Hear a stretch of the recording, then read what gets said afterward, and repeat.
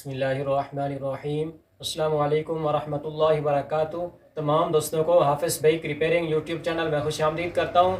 दोस्तों आज हमारा टॉपिक है होंडा CG125 के फ्रंट शाफ्ट के सील के मुतल्लिक। ये 2 अदद फ्रंट शाफ्ट हैं। इसके शाफ्ट के अंदर 2 अदद सीलें होती हैं, वो दोनों लीक हो चुकी हैं। ये चेक करें जी, की सीलें होती हैं ये लीक हो चुकी हैं। ये आयल बाहर की तरफ आ रहा है, इसका मतलब ये है इसकी जो सीलें हैं वो ख़त्म हो चुकी हैं, लीक हो चुकी हैं। और जब इसके अंदर आयल ख़त्म होता है तो शाख हार्ड हो जाते हैं। ये चेक करें जी, बिल्कुल हार्ड हो चुके हैं। आयल ना होने की वजह से आयल जब लीक होता है तो शाख इसके हार्ड हो जाते हैं।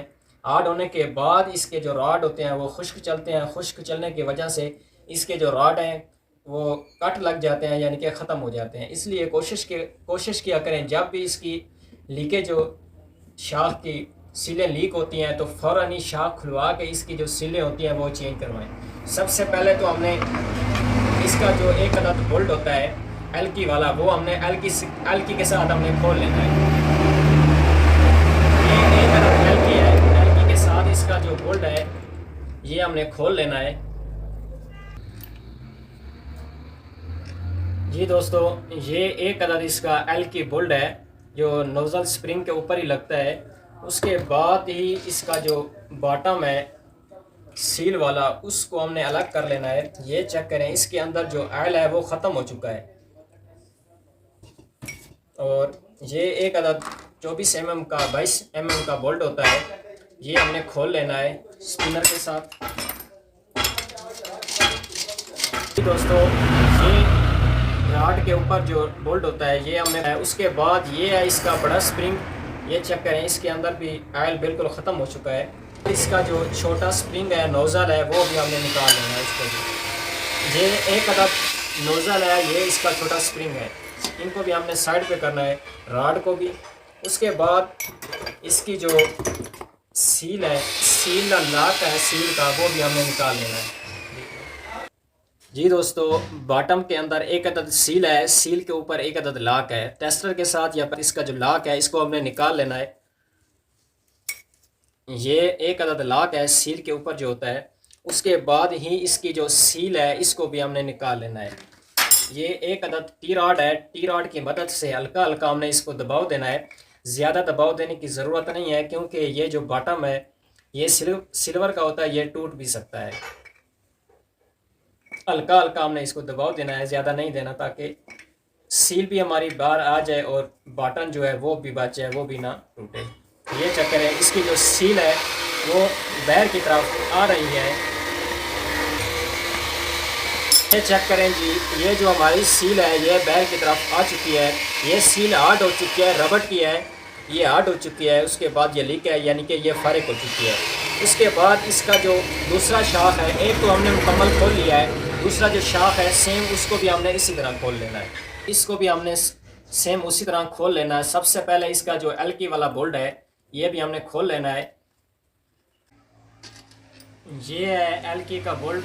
ये बोल्ट खोलने के बाद इसका जो रॉड है, रॉड और शाख बॉटम है, इसको हमने अलग कर लेना है। इसके अंदर भी आयल बिल्कुल नहीं है, ख़त्म हो चुका है। ये चेक करें जी, बिल्कुल आयल नहीं है। और इसका जो रॉड का ऊपर वाला बोल्ट है 24 mm का, ये हमने खोल लेना है। ये एक अदद बोल्ट है और ये एक अदद बड़ा स्प्रिंग है।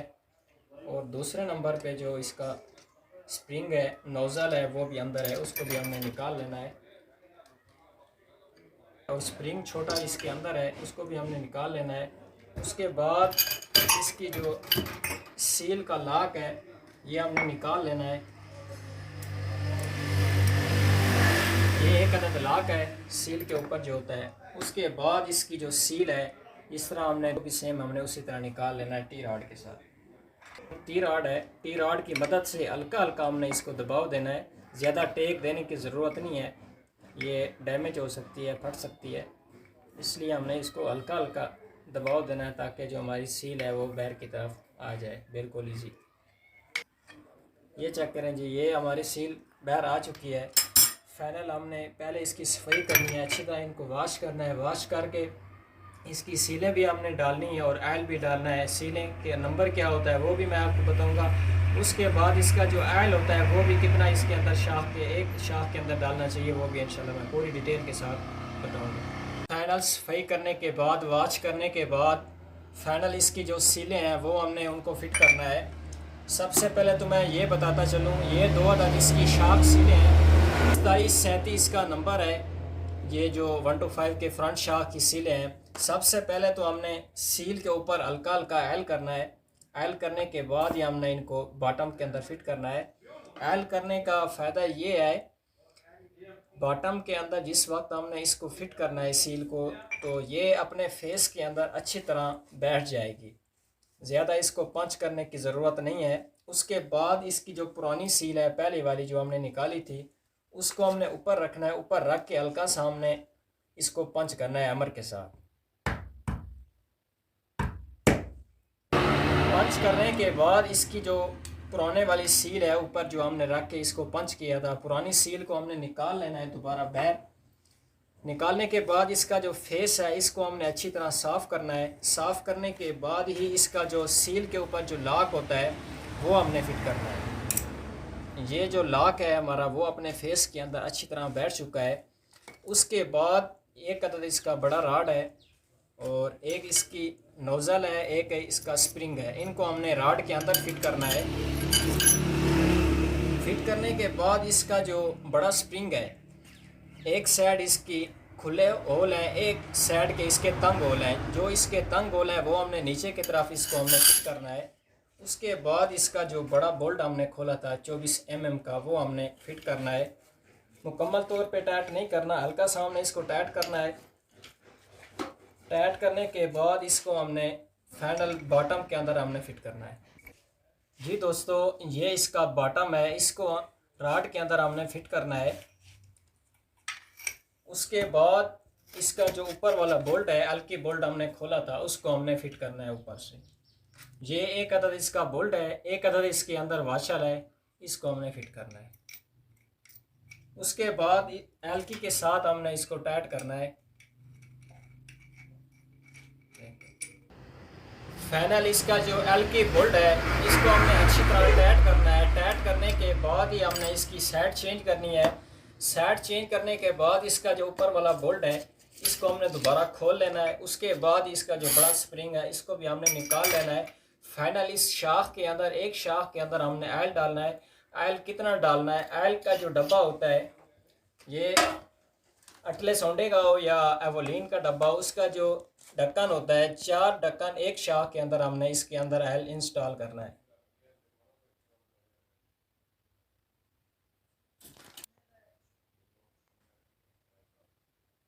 ये एक अदद हमने इसके अंदर डाल दिया है। बाकी सेम इसी तरह 3 अदद और हमने इसके अंदर ऑयल पूरा करना है। यानी कि टोटल एक शाख के अंदर 4 ढक्कन इसके अंदर हमने ऑयल डालना है।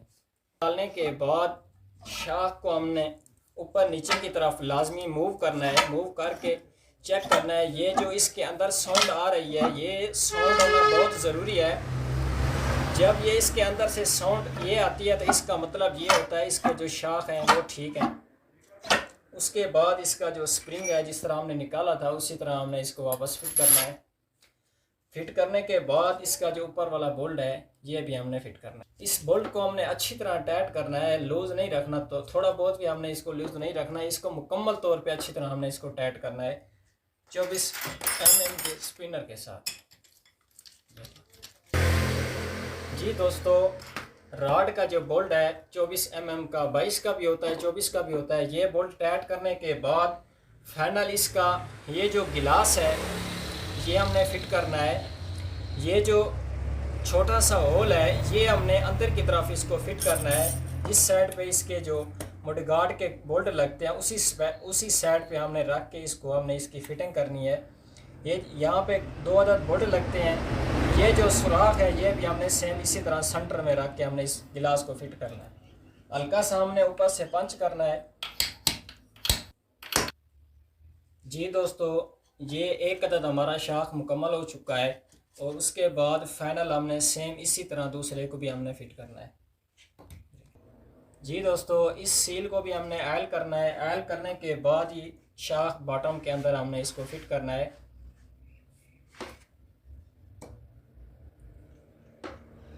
उसके बाद हमने इसकी जो पुराने वाली सील है इसके ऊपर रख के हमने इसको हल्का सा पंच करना है, ताकि सील जो है हमारी वो अपने फेस के अंदर अच्छी तरह बैठ जाए। इसकी जो सील है पुराने वाली उसको भी हमने निकाल लेना है। सील निकालने के बाद इसका जो फेस है वो हमने अच्छी तरह साफ़ करना है। साफ़ करने के बाद इसका जो लॉक है, सील के ऊपर लॉक होता है, उसको हमने फिट करना है। ये लॉक अपने फेस के अंदर अच्छी तरह बैठ चुका है। उसके बाद इसका जो रॉड है, नोज़ल स्प्रिंग है, उसको हमने फिट करना है। ये एक अदद नोज़ल है, एक छोटा स्प्रिंग है, इसको हमने रॉड के अंदर फिट करना है। स्प्रिंग अपने फेस के अंदर बैठ चुका है। उसके बाद इसका जो बड़ा स्प्रिंग है उसको हमने फिट करना है। स्प्रिंग फिट करने के बाद ऊपर वाला इसका जो बोल्ट है उसको भी हमने फिट करना है। रॉड का बोल्ट टाइट करने के बाद फाइनल इसकी जो बॉटम है, शाख बॉटम, उसको हमने फिट करना है। फिट करने के बाद इसका जो एल की बोल्ट है उसको भी हमने फिट करना है। एक अदद बोल्ट है, एक अदद वाशल है, और एल की मदद से इसका जो बोल्ट है इसको हमने अच्छी तरह टाइट करना है। एल का जो बोल्ट है इसको हमने अच्छी तरह टाइट करना है। टाइट करने के बाद ये हमने शाख की साइड हमने चेंज करनी है। चेंज करने के बाद ऊपर वाला बोल्ट भी खोल लेना है और स्प्रिंग भी निकाल लेना है। उसके बाद जिस तरह हमने पहले एल डाला था शाख के अंदर 4 ढक्कन, इसको भी हमने इसी तरह इसके अंदर एल डालना है 4 ढक्कन।